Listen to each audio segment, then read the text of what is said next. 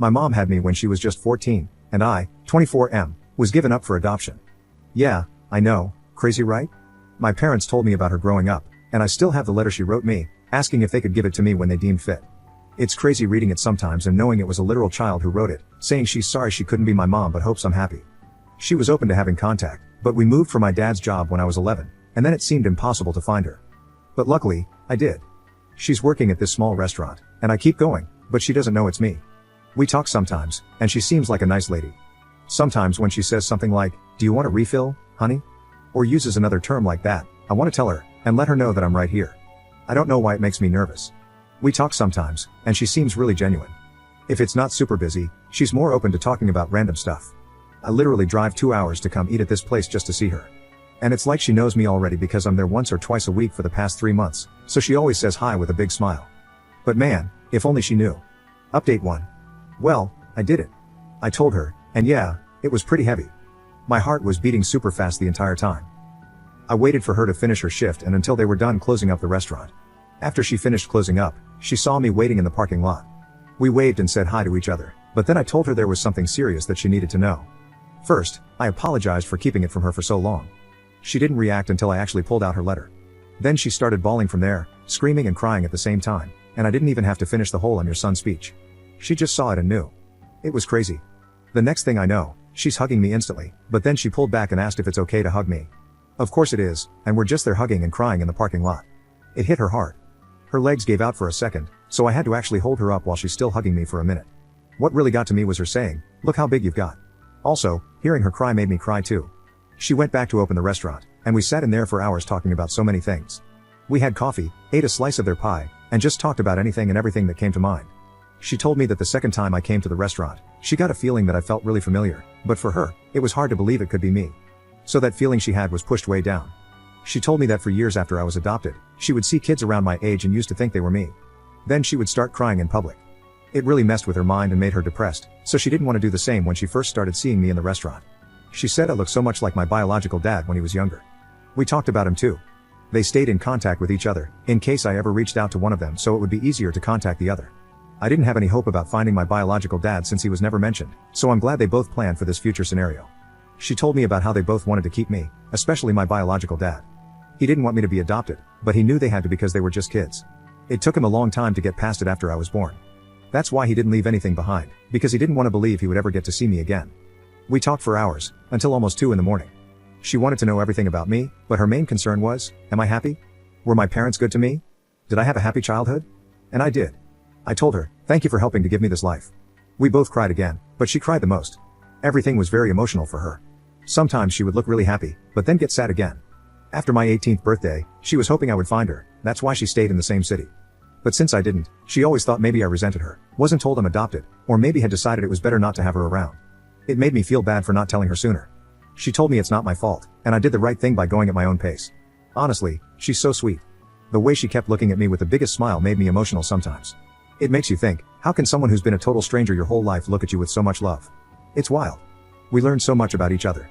She asked me if we could have dinner soon to keep talking, and if, at some point in the future, I'm interested, come over to her house so I can meet her husband. That all sounded really great. We exchanged numbers, and after I left, she sent a text telling me thank you for giving her this gift that she didn't know would ever come. My girlfriend came over, and she hugged me while I cried. I wasn't sad, these were happy tears. Everything went better than I expected. There was still emotionally heavy stuff, but I'm still glad that we got to open up to each other. Update 2. Lots of you asked to let you know how it goes meeting my biological dad, and to say it was emotional is an understatement. To be honest, this was more nerve-wracking for me because I didn't know anything about him. With my bio mom, it was different because I watched her from afar and got to know her a little before it all came out. I asked my bio mom if she could be there too just because she knows him better, so it was the two of us waiting for him at this park. He was already crying before we even got to him. This guy is strong too, so he pulled me in for the biggest bear hug, and we were both crying. He told me he wants me to know that they loved me so much, and he loves me. I lost count of how many times he'd come back in for one more hug. This definitely got to him, and he kept saying, "Thank you God," a few times while looking at my face. Hearing him tell me how much they loved me even back then meant so much to me, and not gonna lie, that had me holding him tight too. I'm sure to everyone at the park, it was weird seeing 3 crying people. My bio dad said he cried so many times just driving over here, he didn't think he had any more tears until he saw us. When we were all sitting down, it hit me that my bio mom was not kidding when she said we look alike.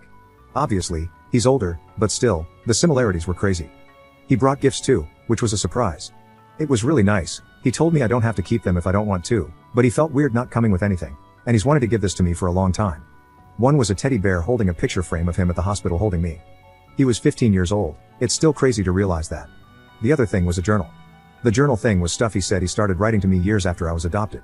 He was in therapy, and that helped him cope, thinking he would give them to me one day, his way of still feeling connected to me. I haven't read everything yet, but some of the pages were his thoughts and as if he was talking directly to me. How he felt when they found out she was pregnant, then the adoption, everything going on in his mind when he first got to hold me as a baby. I didn't even know he was at the hospital too. It was not what I was expecting.